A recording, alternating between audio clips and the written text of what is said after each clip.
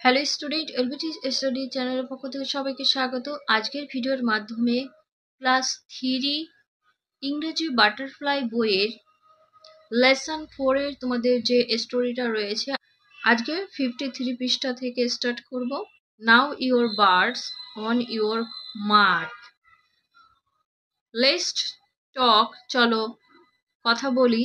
Ask your partner, তোমার পার্টনারের কাছে এগুলো জিজ্ঞাসা করো। Who can fly in the sky, কে আকাশে উঠতে পারে, এটা তোমার পার্টনারের কাছে জিজ্ঞাসা করো। Birds can fly in the sky, পাখি আকাশে উঠতে পারে।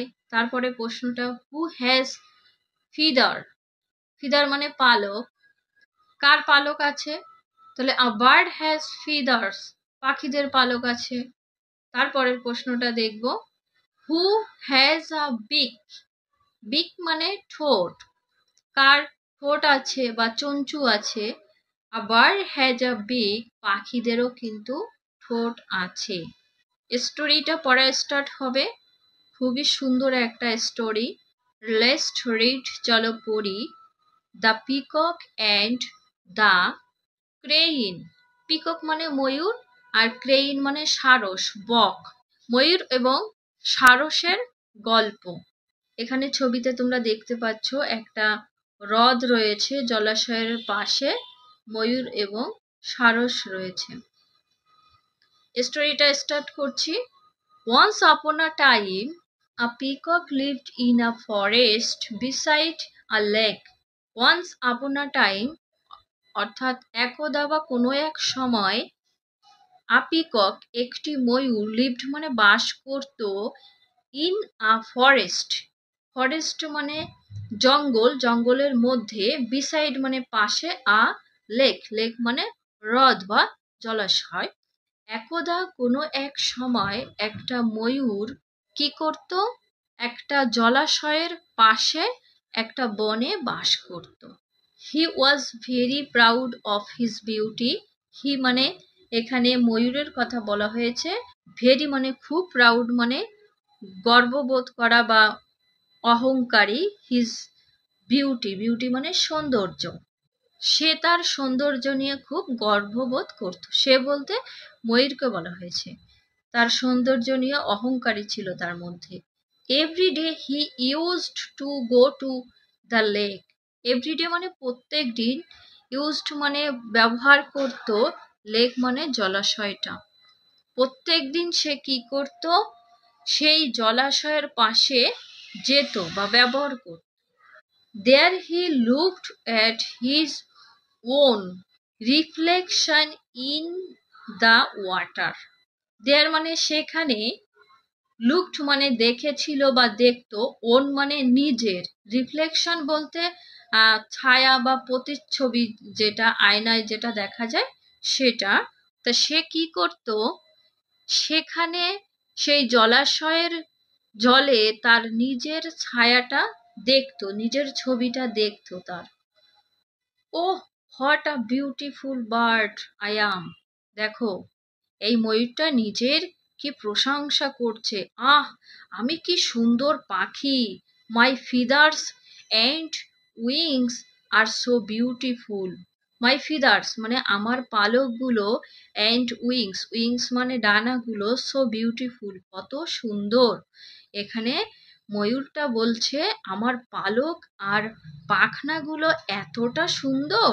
হি use to say to himself, সে মনে মনে নিজের কথাগুলো বলতো যে আমি কতটা সুন্দর, আমার পাখনাগুলো কত সুন্দর।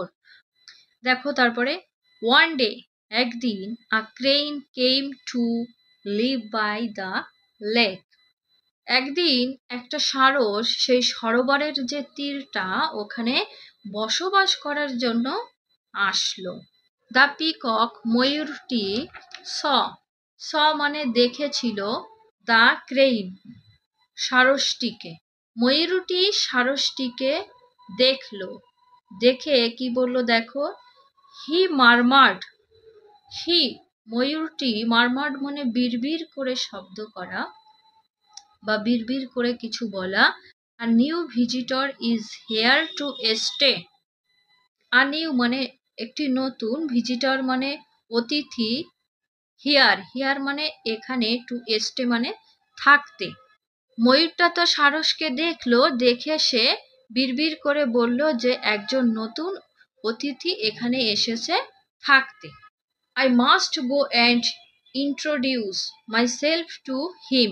I must go, go মানে যাওয়া, must মানে অবশ্যই, introduce মানে পরিচয় দেওয়া, আর myself মানে নিজের পরিচয়টা, আর to him মানে তাকে। ময়ূরটা কি বলল? আমার অবশ্যই যাওয়া দরকার এবং তার সঙ্গে পরিচয় করা অবশ্যই প্রয়োজন। So the peacock walked to the lake. Walked মানে তো হাঁটা, লেক মানে জলাশয়টা। পিককটা কি করলো? সো অর্থাৎ সুতরাং ময়ূরটি সেই সরোবরের পর্যন্ত হেঁটে গেল, সেখানে হেঁটে গেল। The crane was busy there. Crane সারসটি সেখানে কি ছিল? বিজি ছিল। বিজি মানে ব্যস্ত ছিল। He was catching fish for lunch. Lunch মানে দুপুরের ভোজনটার, আর ফিশ মানে মাছ, ক্যাচিং মানে ধরা। সে কি করেছিল? দুপুরের ভোজনের জন্য মাছ ধরছিল, মাছ ধরার জন্য ব্যস্ত ছিল। তারপরে the proud peacock spread out his colourful feathers for display. The proud peacock অর্থাৎ গর্বিত ময়ূরটি স্প্রেড আউট মানে ছড়িয়ে দিল বা মেলে দিল, হিজ কালারফুল তার রঙিন, ফিদার্স অর্থাৎ পালকগুলো, ফর ডিসপ্লে। ফর ডিসপ্লে মানে দেখানোর জন্য। কাকে দেখানোর জন্য? সারসটিকে দেখানোর জন্য। তা কি করলো? অহংকারী ময়ূরটা সারসকে দেখানোর জন্য তার রঙিন পালকগুলো মেলে ধরলো। Then he said to the crane. Then মানে তারপর বা তখন, সে সেড মানে বলল, টু দ্য ক্রেইন সারসটিকে। তখন ময়ূরটা সারসটিকে কি বলল? দেখো, hello mister crane, welcome to the forest. ময়ূরটা সারসকে স্বাগত জানাচ্ছে, হ্যালো মিস্টার সারস, এই বনে তোমাকে স্বাগত জানাই। I am your নেইথবর। নেইথবর মানে বোঝায় প্রতিবেশী, আমি হলাম তোমার প্রতিবেশী। এটা ময়ূরটা সারসকে বলছে। ময়ূরটা যখন স্বাগত জানালো, তার উত্তরে সারস কি বলছে? Thank you so much mister peacock, the crane said. Thank you so much অর্থাৎ অনেক ধন্যবাদ। মিস্টার ময়ূর বা পিকক, কে বললো এই কথাটা? সারস বলল। The peacock then mocked at the crane. Mocked মানে উপহাস করলো। কে উপহাস করলো? দেখো, তখন এই অহংকারী ময়ূরটি কিন্তু সারসকে উপহাস করলো। এরপরে ময়ূরটি সারসটিকে উপহাস করে কি বলল? Why do you have such colourless feathers. ময়ূরটি জিজ্ঞেস করছে, দেখো কালারলেস মানে রঙিন, হীন, আর ফিদার মানে পালক। ময়ূরটি জিজ্ঞেস করছে, তোমার পালকগুলো এরকম রঙিনহীন কেন? মানে কোনো রঙিন নেই। You look so ordinary. Ordinary বলতে বোঝায় সাধারণত বা সাদামাটা ধরনের এরকম কিছু। তোমাকে খুবই সাদামাটা দেখতে লাগছে। তারপরে সারসটি কি বলছে? তারপরে সারসটি উত্তর দিল, দ্য ক্রেইন রিপ্লাইড ইয়েস। সারসটি উত্তর দিল। কি উত্তর দিল? ঠিক বলেছ তুমি। I don't have beautiful feathers and wings like yours. তোমার মতো সুন্দর পালক ও পাখনা আমার কিন্তু নেই। But I can fly across the lake with the help of my wings. দেখো, এখানে সারসটি কি বলছে? কিন্তু আমার যে পাখনার সাহায্যটা, এটাই আমি উড়ে সরোবরের পার হতে পারি। এটা বলছে যে আমার রঙিন ডানা নেই, অথচ আমার পাখনার সাহায্যে আমি জলাশয় থেকে উড়ে ওপার যেতে পারি। এখানে বোঝাতে চাইছে তুমি তো সেটা পারো না। Can your feathers help you to fly? এখানে বলছে তোমার পালকগুলি কি তোমার উড়তে সাহায্য করে? এটা ময়ূরকে বলল তখন ষাঁড়শটি। There was no reply from the peacock. তখন কিন্তু ময়ূরের কাছ থেকে কোনো উত্তর পেল না। He felt ashamed and went away. He মানে সে, felt মানে অনুভব করা, ashamed মানে লজ্জিত, আর felt ashamed মানে লজ্জিত অনুভব করেছিল। and went মানে চেয়েছিল, away মানে তার থেকে দূরে, আর went away মানে চলে গিয়েছিল। সে লজ্জা অনুভব করলো এবং তার থেকে দূরে চলে গেল। এখানে কিছু ওয়ার্ড ড্রপ রয়েছে, দেখো মারমার্ড, মারমার্ড মানে তো বিড়বিড় করা, এখানে মারমার্ডের ইংলিশ মানে কি হবে? Said in a very low voice. Introduce মানে মেক আ নাও। নেইবার মানে someone living next door. মকড, made fun of. 50 পৃষ্ঠা কমপ্লিট হলো, আশা করি তোমরা বুঝতে পেরেছো। যদি বুঝে না থাকো তাহলে কমেন্টে বলতে পারো। তার পরের পৃষ্ঠাটা দেখবো, এখানে কি রয়েছে, অ্যাক্টিভিটি গুলো রয়েছে, সেটা সলভ করব। লেটস ডু, চলো করি। অ্যাক্টিভিটি 1 কি রয়েছে? Put T for true and F for false statement in the given boxes. 1 is done for you. একটা করে দেখানো হয়েছে তোমাদের জন্য। সত্যের জন্য টি লিখবে এবং মিথ্যার জন্য এফ লিখবে, যে স্টেটমেন্ট গুলো রয়েছে। নাম্বার 1-এ আছে the crane was catching frogs for lunch. The crane ষাঁড়শটি, ক্যাচিং মানে ধরা, ফ্রগস মানে ব্যাঙগুলো, ফর লাঞ্চ দুপুরের ভোজনের জন্য। অর্থাৎ ষাঁড়শটি দুপুরের ভোজনের জন্য ব্যাঙ ধরেছিল। এটা ফলস হবে, করা রয়েছে।